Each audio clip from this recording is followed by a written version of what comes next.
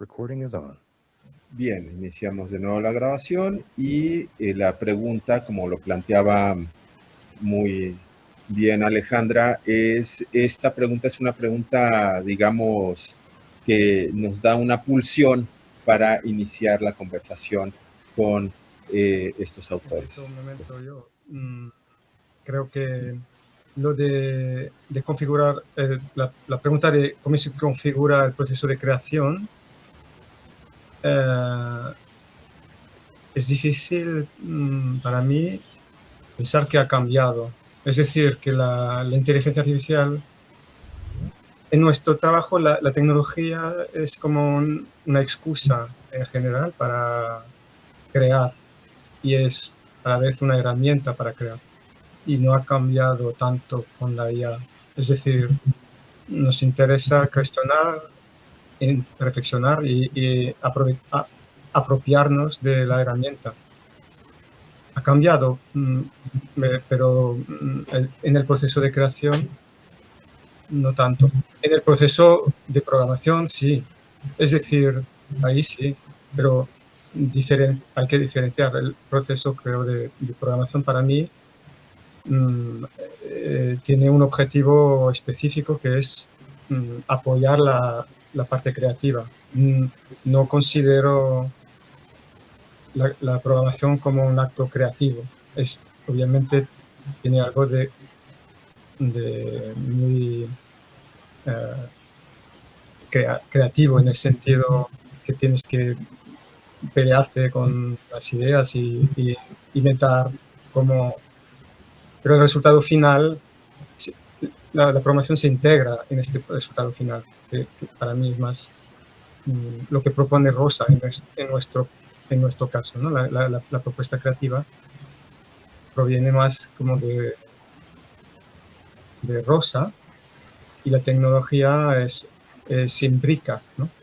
Tiene una parte creativa, por supuesto, pero es una parte de un total, ¿no? De esta intermedialidad, ¿no? Es la suma de todas las partes. Entonces, en ese sentido, la segunda pregunta que dices, las decisiones que se delegan en la herramienta, claro, puede ser, por ejemplo, tomando un ejemplo propio, las investigaciones que hacíamos en el año 2002 con el apoyo de la universidad para generar inteligencia artificial, o sea, reconocimiento de patrones, era algo que yo no tengo la capacidad, ni tenía la capacidad de hacer. Por eso trabajamos con estos centros de investigación.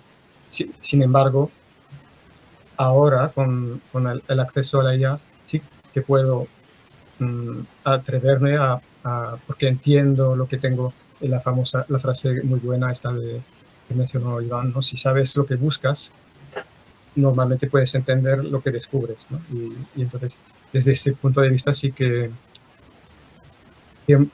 pero a la vez que puedes delegar a la herramienta de cómo decide hacer este planteamiento, ¿no? Por ejemplo, generar una herramienta que hace un reconocimiento de patrones, pues dejo a la IA que decida cuál es la mejor herramienta, ¿no? Para hacerlo, por ejemplo. Ahí delego, pero no tanto en la creación, ¿no? Ahí se me hace muy interesante, Alain, cuando planteas la forma de entrenamiento de estas herramientas con ciertos rasgos faciales, ¿no? De sonrisa, enojo, etcétera, que es muy similar a lo que sucedía a principios del siglo XX con el fotógrafo Charcot, que fotografió a las histéricas con Freud, ¿no? Que decía, para demostrar que está enferma va.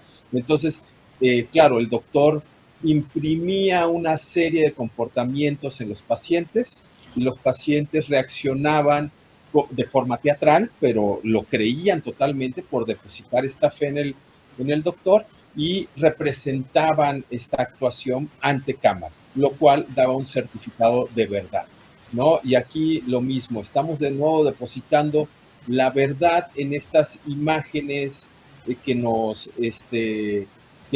dan una cierta nos dejan agarrarnos de algo a pesar de, como mencionaba Iván, son imágenes sin referentes, ¿no? Son imágenes que sí podemos leer y podemos creer por las situaciones, por ejemplo, de la migración, del juego con los objetos, pero que son una construcción desde el pensamiento y no desde algo concreto, ¿no? Lo cual nos deja o nos plantea que tenemos que tener una visión mucho más crítica, un pensamiento crítico y mucho más desconfiada de las imágenes, de los sonidos, de los videos, ¿no?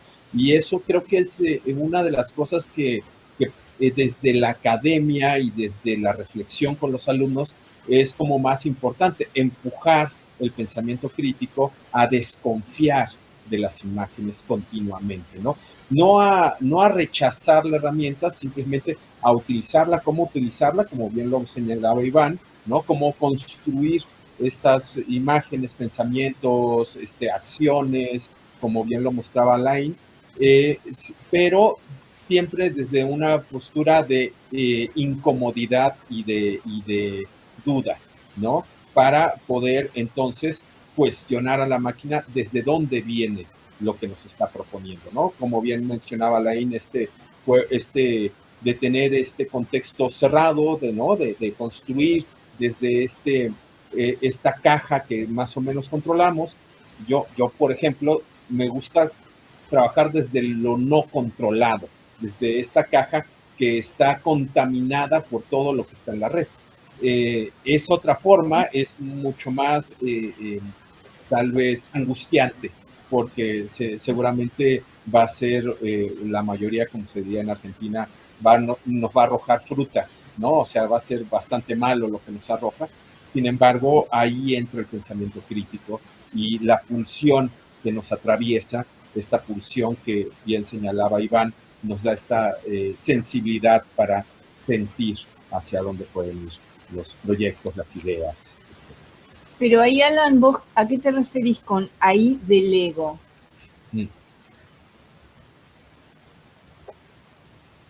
En el sentido, ahora la última parte, que en el sentido de decir que la IA puede decidir, por ejemplo, qué algoritmo. Estamos hablando de programación, ¿no? Entonces, sí, como un asistente, pero en que delego realmente para crear todo un dispositivo inteligente y decidir qué algoritmos, qué tipo, a partir de lo que yo necesite, ¿no?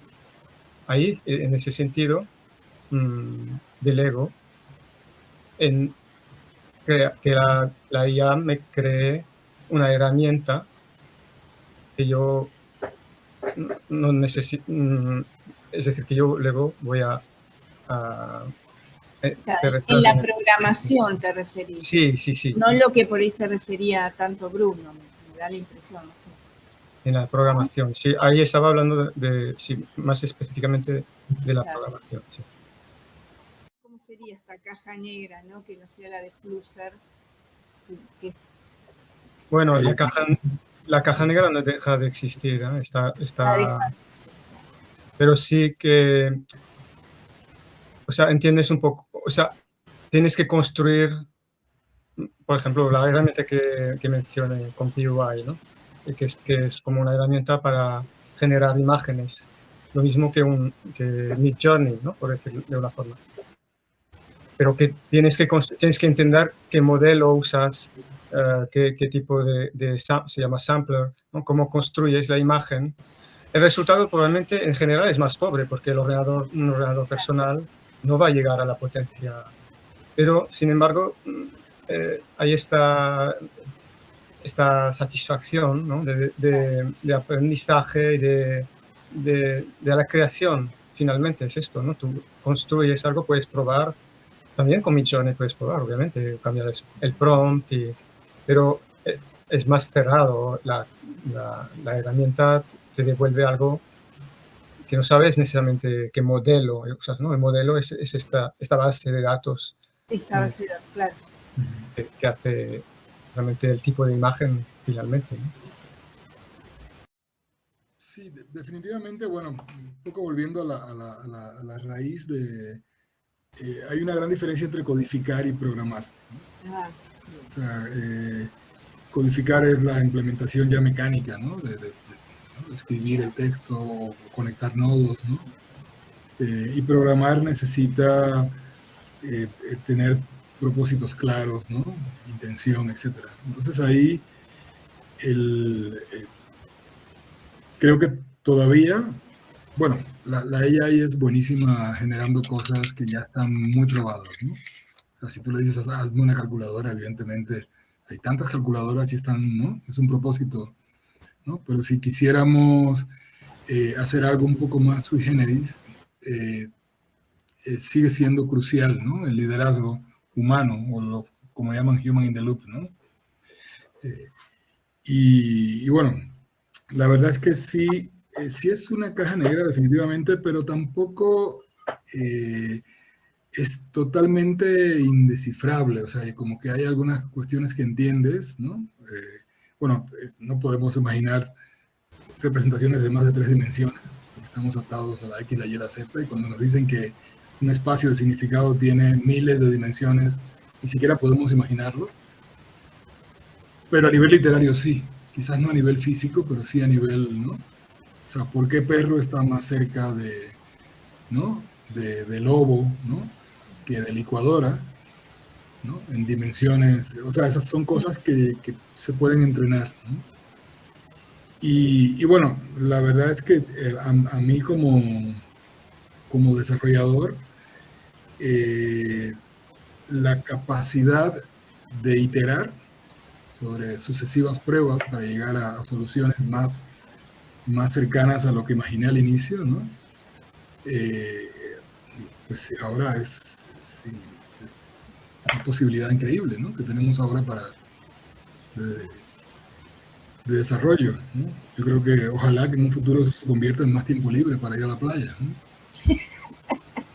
¿No? Y no que nos volvamos más workaholics, ¿no? Y querramos, porque bueno, ya si no nos hacíamos y si antes podíamos hacer 10 cosas en un mes, ahora las podemos hacer en una semana, ¿no? Que el resto del tiempo lo usemos para algo más interesante, pero definitivamente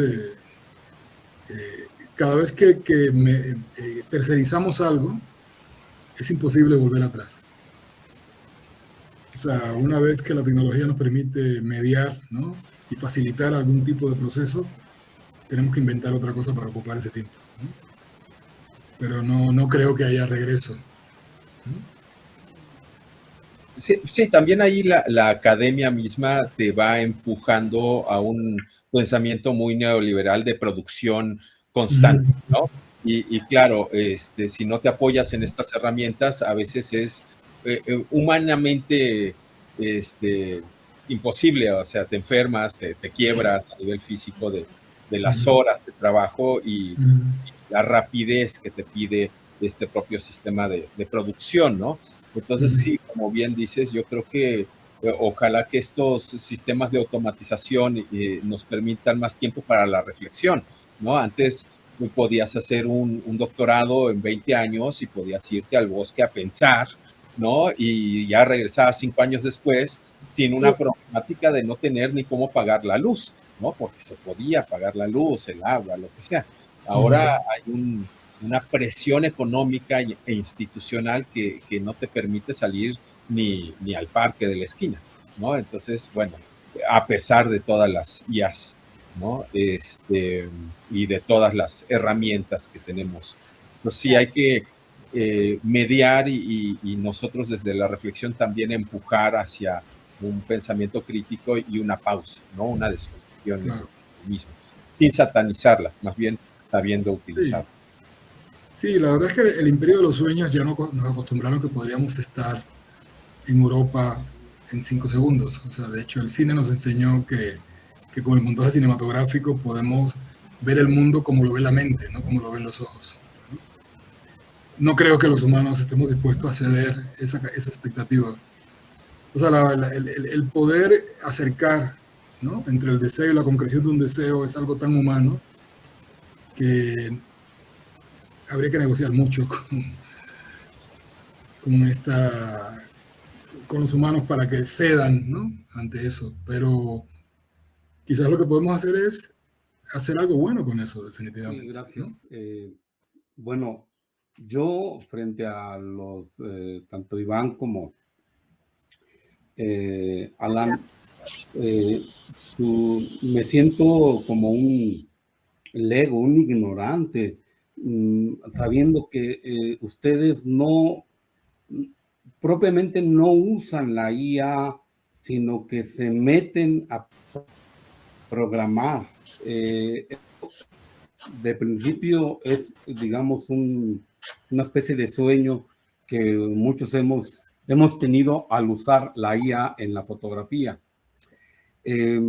Hay una satanización intelectual actual de la IA que a veces confunde un poco porque hay aristas muy ciertas de la IA culturalmente como un método de dominio, un método más de dominación, etcétera, y de expansión y de dominio de los países y de las empresas sobre otros países y otros pueblos. Sí, hay una satanización cierta y sin embargo la IA se está usando y se está usando y se seguirá usando.